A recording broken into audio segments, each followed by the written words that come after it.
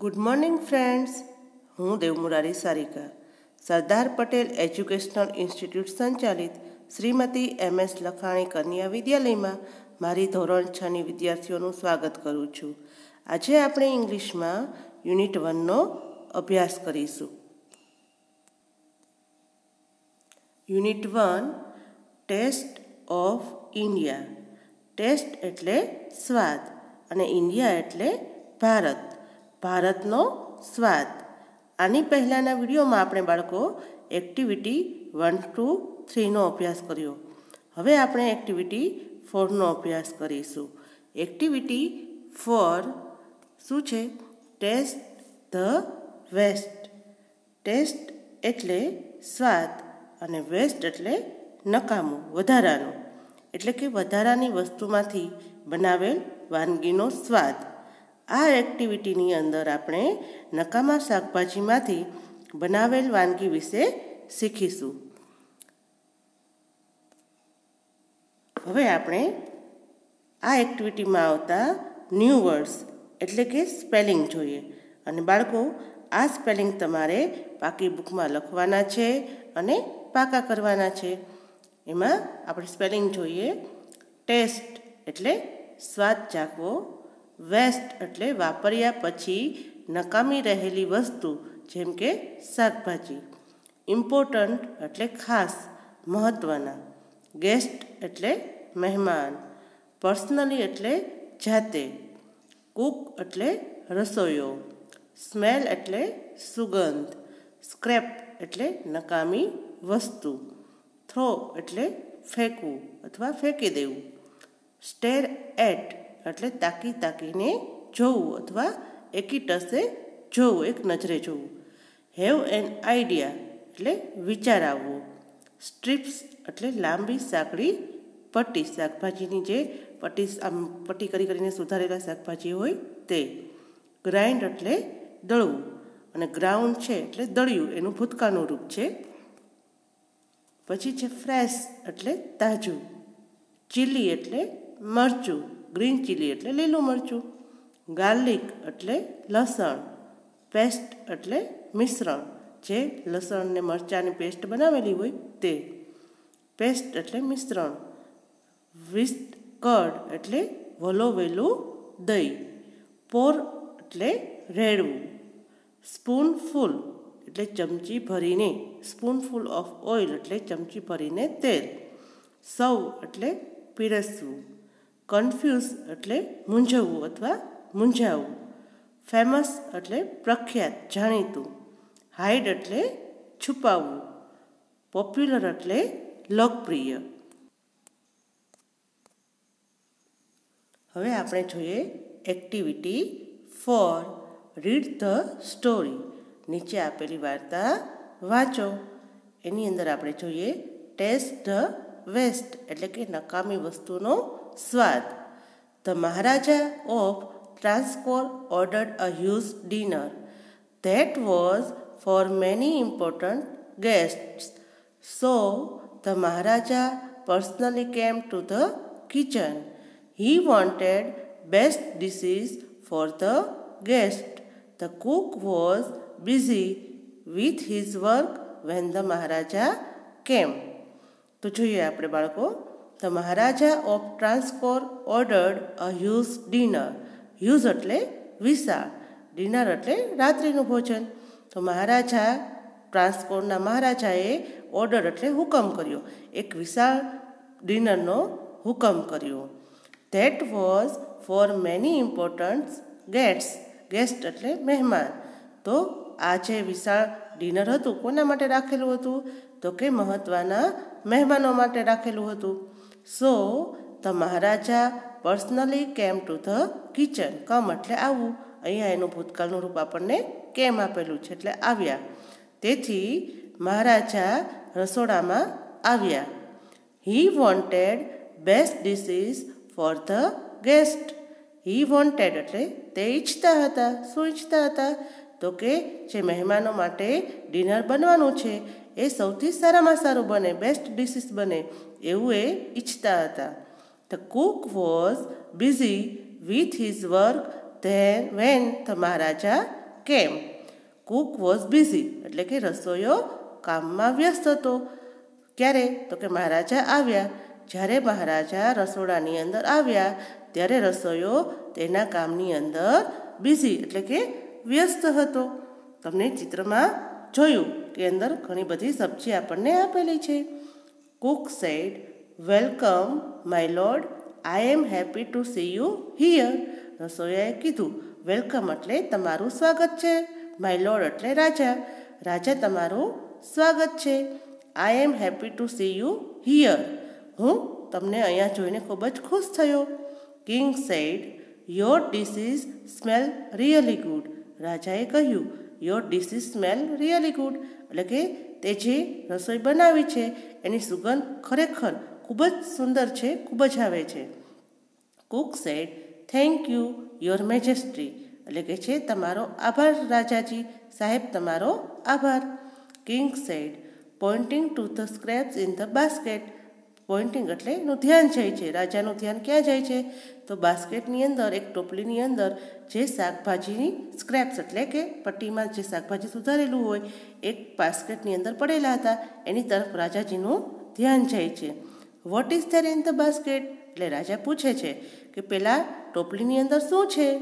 Cook said, that is vegetable waste your majesty, I will throw it away. Throw એટલે ફેંકવું. એટલે રાજાને કહે છે કે રસોઈયો કે રાજાજી એ ટોપલીની અંદર વધારાના શાકભાજી એટલે કે મેં જે રસોઈમાં શાકભાજીનો ઉપયોગ કરેલો હતો પછી જે વધ્યા હોય નકામા શાકભાજી છે એ છે અને હું એને ફેંકી દઈશ. King said, no no you can not waste all the vegetables. કે છે ના ના, તું એ શાકભાજીને ફેંકી ન શકે. Find a way to use them. તું ગમે તેમ કરી અને એ શાકભાજીનો ઉપયોગ કર, એને ફેંકવાના નથી.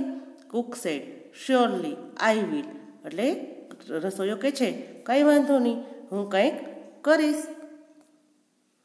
Than the king left the kitchen. પછી રાજા રસોડામાંથી જતા રહે છે. The cook was worried. Worried એટલે ચિંતિત. પછી રસોઈયો ચિંતામાં મુકાઈ જાય છે, ચિંતિત થઈ જાય છે કે આ જે શાકભાજી વધ્યા છે નકામા છે એનો હું શું ઉપયોગ કરીશ. He stared at the scraps and started thinking. તે પેલાની જે શાકભાજીના જે સ્ટ્રીપ છે એ જુએ છે અને વિચારવાનું શરૂ કરે છે કે હું આને શું કરીશ. હી હેડ એન આઈડિયા. પછી એને એક વિચાર આવે છે. હી ફર્સ્ટ વોશ ધ વેજીટેબલ. સૌપ્રથમ તે શું કરે છે?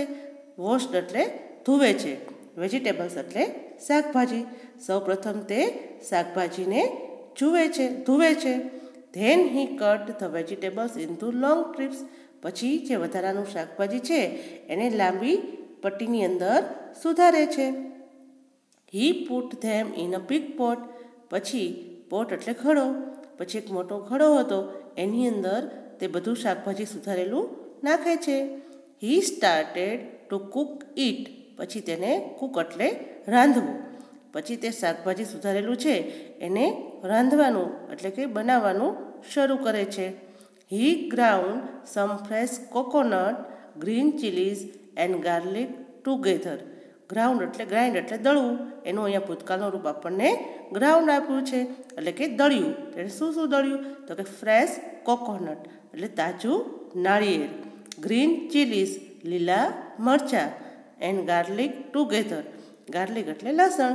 પછી એણે લીલું નાળિયેર લીધું, લીલા મરચાં લીધા અને લસણ એ બધાને મિક્સ કરી અને દળ્યા અને એની પેસ્ટ બનાવી. He added this paste into the vegetables. પછી ઘડાની અંદર જે શાકભાજી બની રહ્યા હતા, ચડી રહ્યા હતા એની અંદર આ લસણ, લીલું નાળિયેર અને લીલા મરચાંની જે પેસ્ટ બનાવી હતી એ એની અંદર ઉમેરે છે. He then added salt too. અને પછી એની અંદર થોડું મીઠું પણ ઉમેરે છે. He added some whipped curd to the કરી.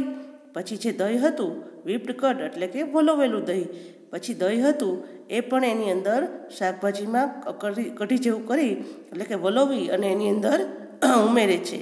He also poured a few spoonfuls of coconut oil.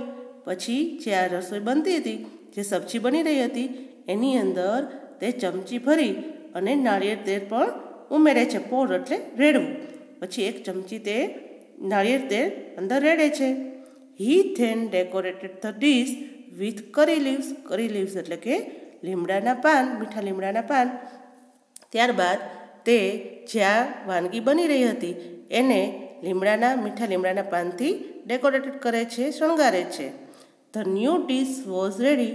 હવે જે આ વધારાના શાકભાજી હતા એની અંદરથી એક નવી જ વાનગી તૈયાર થઈ જાય છે.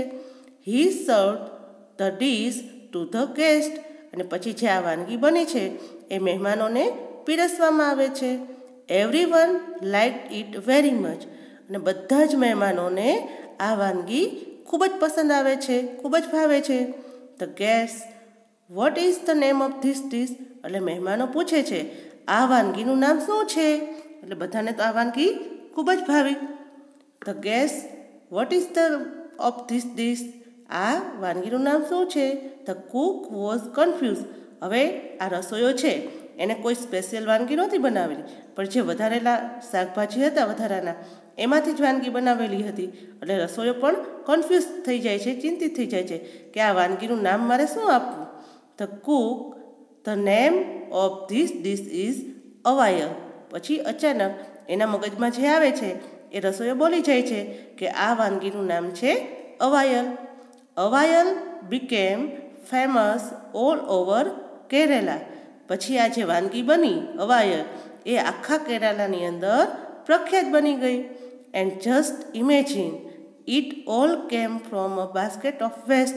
અને તમે વિચાર કરો કે જે વધારાના શાકભાજી હતા ટોપલીમાં એ શાકભાજી ફેંકી દેવાના હતા. એ ફેંકી દેવાના શાકભાજીમાંથી જ આખી એક વાનગી તૈયાર કરવામાં આવે છે અને આખા કેરેલાની અંદર ખૂબ જ પ્રખ્યાત બની જાય છે અને બધા જ મહેમાનોને એ ખૂબ જ ભાવે છે. Do you know who the cook was. તમે જાણો છો કે રસોઈયો કોણ હતો? It was Bhima, one of the Pandavas. તમે જાણો છો એ રસોઈયો કોણ હતો? એ ભીમ હતો. તમે ભીમનું નામ સાંભળ્યું હશે કે જે 5 પાંડવો હતા એમાંનો એક ભીમ છે, એ આ રસોઈયો હતો. And the king was king Virat. અને રાજા કોણ હતો? તો કે રાજા વિરાટ હતો. Pandavas were hiding in his kingdom. જ્યારે પાંડવોને ગુપ્તવાસ આપેલો હતો ત્યારે આ વિરાટ રાજાના રાજ્યની અંદર પાંડવો છે એ છુપાયેલા હતા.